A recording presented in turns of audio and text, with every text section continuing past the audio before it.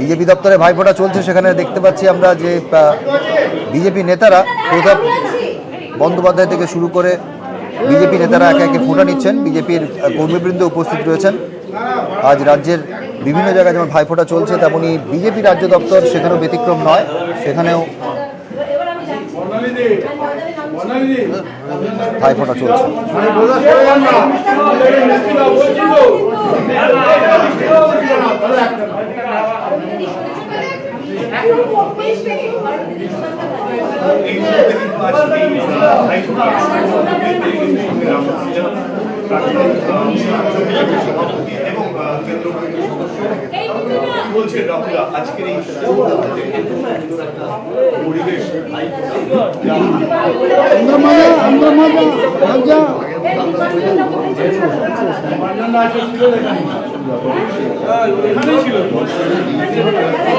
বিজেপির দপ্তরে, রাজ্য বিজেপির যে দপ্তর, সেই দপ্তরে একেবারে জাঁকজমক ভাইফোঁটা।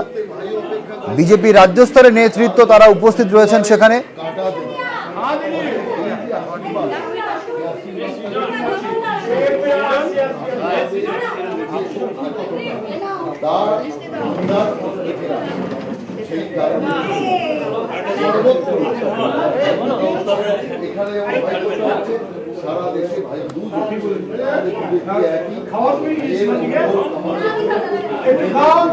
বিজেপির রাজ্য নেতৃত্ব তারা উপস্থিত রয়েছেন, বিজেপি কর্মীবৃন্দ উপস্থিত রয়েছেন এবং বিজেপি রাজ্য দপ্তরে জমজমাট ভাইফোঁটার অনুষ্ঠান।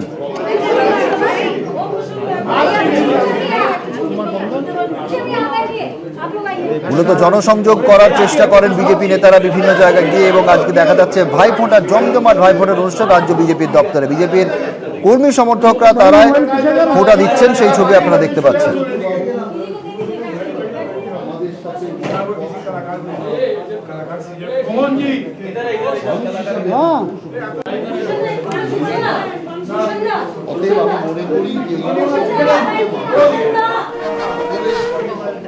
রাজু বন্দ্যোপাধ্যায় রয়েছেন, দেখতে পাচ্ছি আমরা বিজেপির রাজ্য নেতৃত্বের তরফে উপস্থিত রয়েছেন যারা।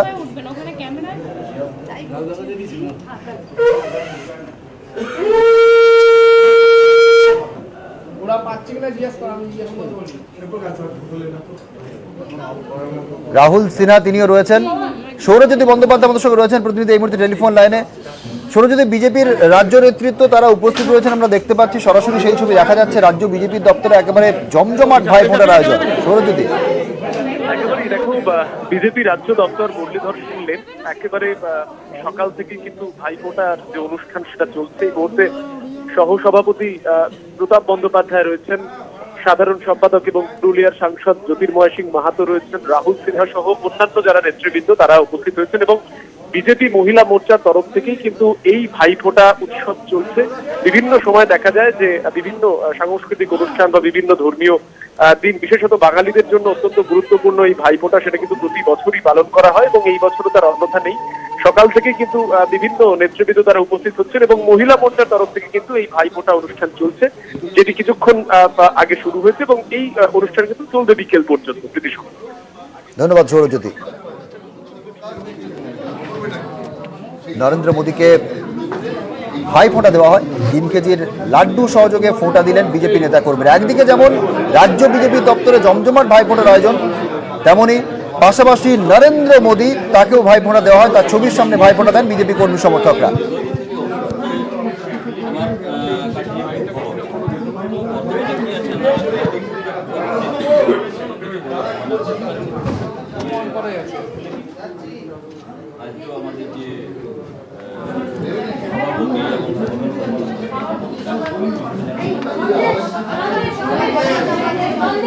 নরেন্দ্র মোদীকে ভাইফোঁটা দিলেন বিজেপি কর্মী সমর্থকরা এবং সেই ছবি কিছুক্ষণ আগে আপনাদের দেখাচ্ছিলাম। এবার রাজ্য বিজেপি দপ্তরে জমজমাট ভাইফোঁটার আয়োজন।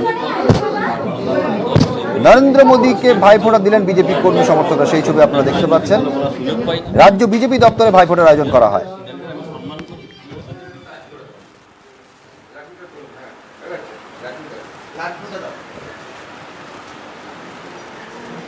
রাজ্য বিজেপি দপ্তরে নরেন্দ্র মোদীকে ভাইফোঁটা দিলেন বিজেপি কর্মী সমর্থকরা।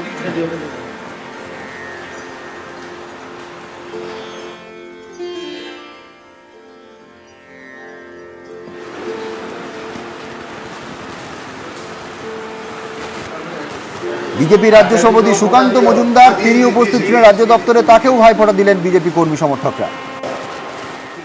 এখন সব বোনেদের মধ্যে মনের মধ্যে সব থেকে বেশি চিন্তা আপামোর ভাইদের সুরক্ষা। তারা প্রশ্ন হচ্ছে তারা বেঁচে থাকবে তো, যেভাবে যে রাজনীতি চলছে। তাই জন্য বোনরা আরও বেশি চিন্তিত। তারা আজকের দিনে সব জায়গাতে সারা পশ্চিমবঙ্গে ভাইদের কপালে ফোঁটা দিয়ে তাদের সুরক্ষা সাফল্য। ভাইদুজে মুক্তার আব্বাস নকভির বিজেপি নেতাকে ফোঁটা দিলেন সাধ্বী নিরঞ্জন জ্যোতি।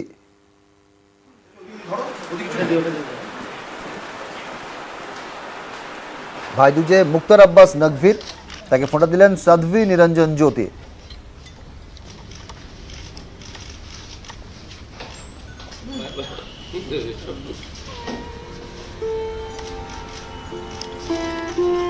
সাধ্বী নিরঞ্জন জ্যোতি তিনি মুক্তার আব্বাস নকভিকে ফোঁটা দিলেন এবং যেটা বলা হয় ভাই দুজে।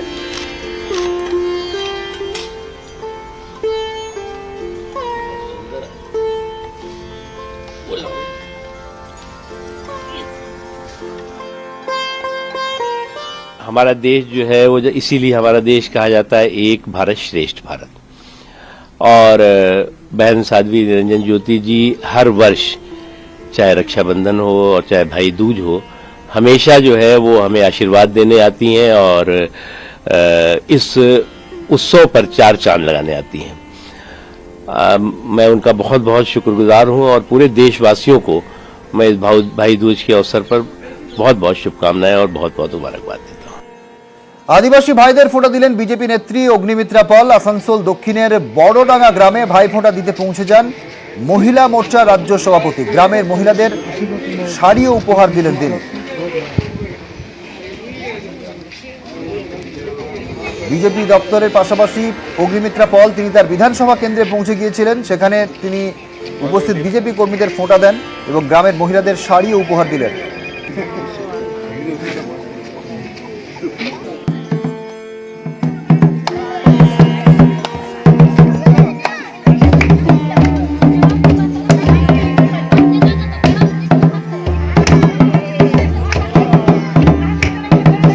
গ্রামের মহিলাদের সঙ্গে একেবারে জনসংযোগে আদিবাসী ভাইদের যেমন ফোঁটা দিলেন অগ্নিমিত্রা পল, তেমনি গ্রামের মানুষের সঙ্গে জনসংযোগে একেবারে আদিবাসী মহিলাদের সঙ্গে নাচে মেতে উঠলেন অগ্নিমিত্রা পল।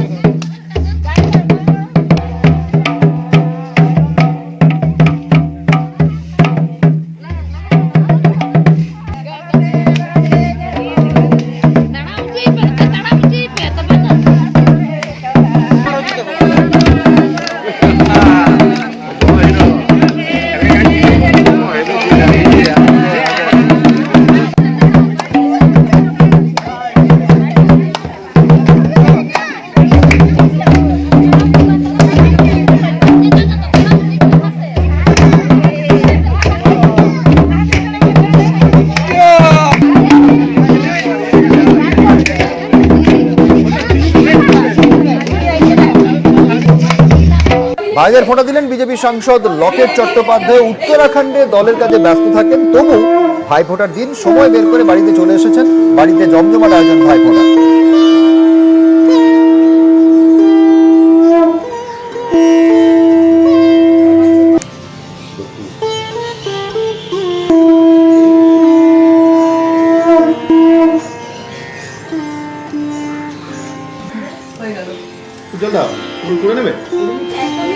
আলাদা মুড।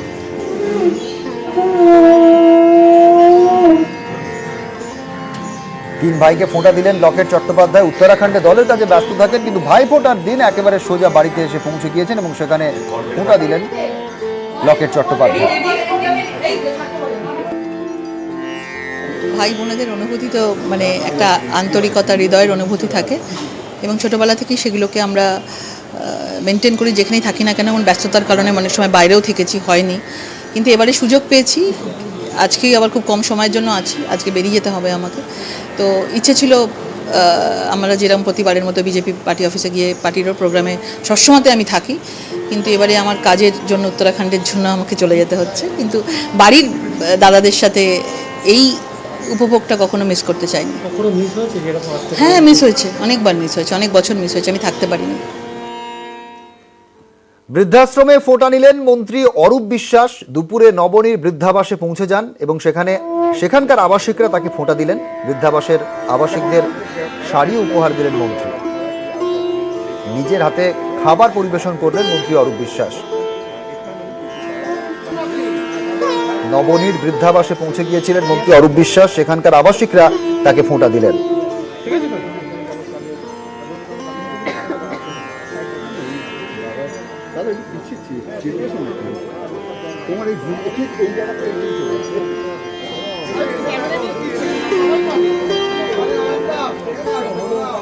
নবনীর আবাসিকদের শাড়ি উপহার দিলেন অরূপ বিশ্বাস।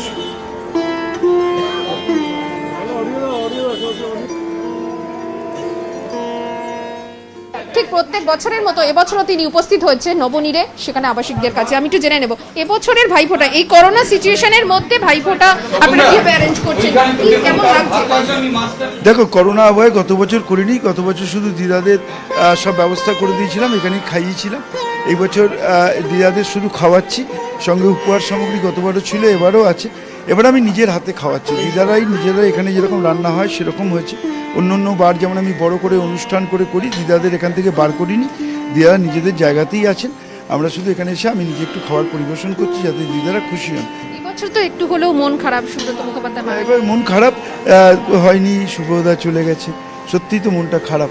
তারপরেও এসছি দিদাদের কাছে। যদি আমি না আসি দিদারা অনেক কিছু মিস করবে, সেই কারণেই আমি দিদাদের কাছে আসি। মেনু হয়েছে এবারে মেনু গতবারের যা দিদাদের একটা মেনু ফিক্স থাকে, সেটা হচ্ছে মাটন হতেই হবে, মাছ একটা হতে হবে। গতবার কই মাছ ছিল, এবার দিদারা রুই মাছ খেতে চেয়েছেন, সেটা হয়েছে। দই মিষ্টি যেমন থাকে, অন্যান্য ডাল, আলু ভাজা পোস্ত দিয়ে সেগুলো রয়েছে। দেখো, আমি ছোটোবেলায় মিস করেছি, আমি ঠাকুমা দিদিমা পাইনি। তো আমি শুনেছি যে ঠাকুমা আর দিদিমার একটা ভালোবাসা, সেটা যখন পাইনি এখানে এসে সেটা পাই। ক্যামেরায় লালটুর সঙ্গে অর্পিতা হাজরা, নিউজ 18 বাংলা, কলকাতা। ভাইদের ফোঁটা দিলেন সাংসদ মালা রায়ও। সেই ছবি আপনারা দেখছেন। অর্থাৎ যেমন রাজনীতির কাজে ব্যস্ত থাকেন তেমনি সামাজিক যে উপাচার, সামাজিক যে অনুষ্ঠান, সেগুলোও বাড়িতে আয়োজন করে থাকেন প্রত্যেকটি রাজনৈতিক দলের নেতা নেত্রী। মালা রায়, দক্ষিণ কলকাতা সাংসদ, তিনি বাড়িতে আয়োজন করেছেন ভাইফোঁটার।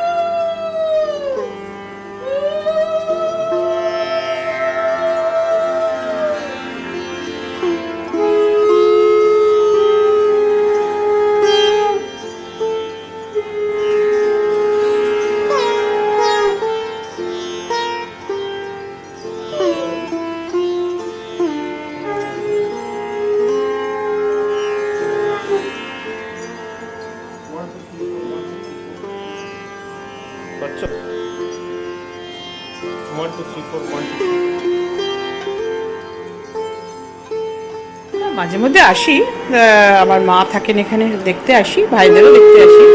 কিন্তু আজকের দিনের মাত্রাটা তো একটু অন্যরকম, অনুভূতিটা অন্যরকম, ভীষণ স্পর্শকাতর। ভাইফোঁটা একটা বাংলাদেশের একটা এত সুন্দর একটা অনুষ্ঠান, যে পারস্পরিক অনেক ভাই বোনের দীর্ঘদিন দেখা না হলো, ভাইফোঁটার দিন সকলের সাথে সবার দেখা। হ্যাঁ, ভালো করে রান্না বান্না করা হয়েছে, মাছ থেকে মাংস থেকে শুরু করে খাবার দাবার সব রকম আইটেম করা হয়েছে, সেটা। আর সামনের পাতে আমরা ঘি দিই, আর অন্যান্য সব রকম অনুষ্ঠান আমরা করি। মালারের পাশাপাশি মন্ত্রী সুজিত বসুর ভাইফোঁটার ছবি আপনাদের এবার দেখাবো। প্রতিবারের মতো আজও বাড়িতে আয়োজন হয়েছিল ভাইফোঁটার। মন্ত্রীর বাড়িতে সকালেই পৌঁছে যান দিদি এবং হরেক রকম মিষ্টির ব্যবস্থা করা হয়।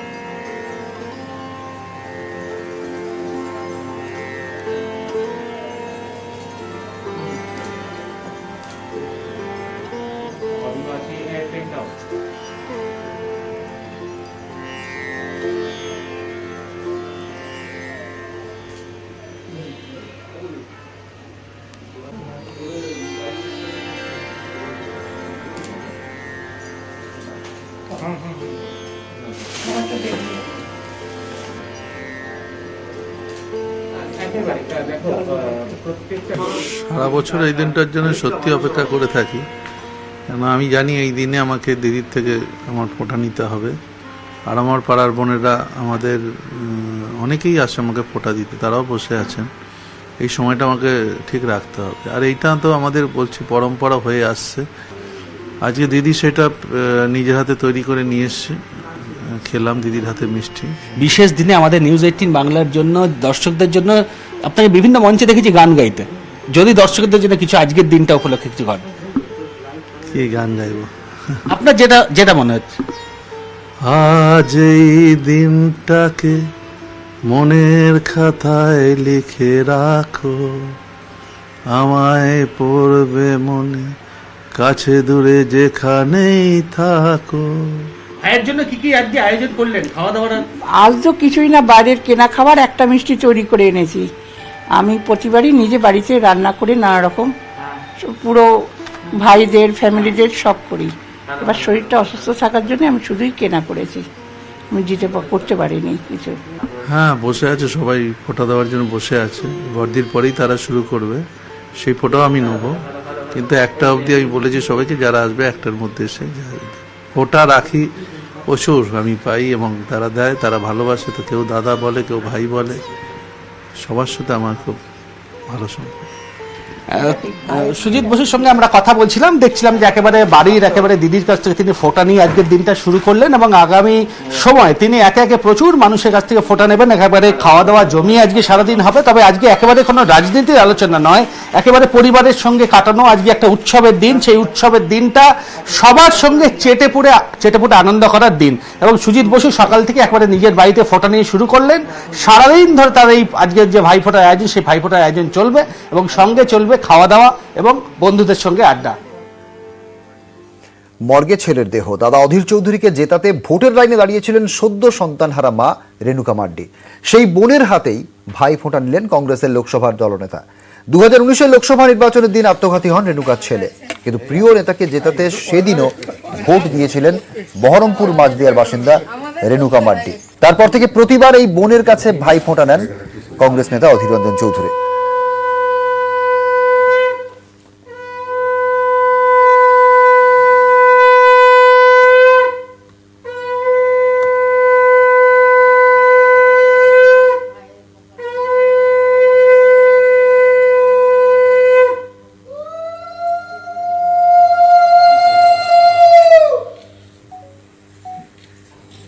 ভাইয়ের কপালে দিলাম।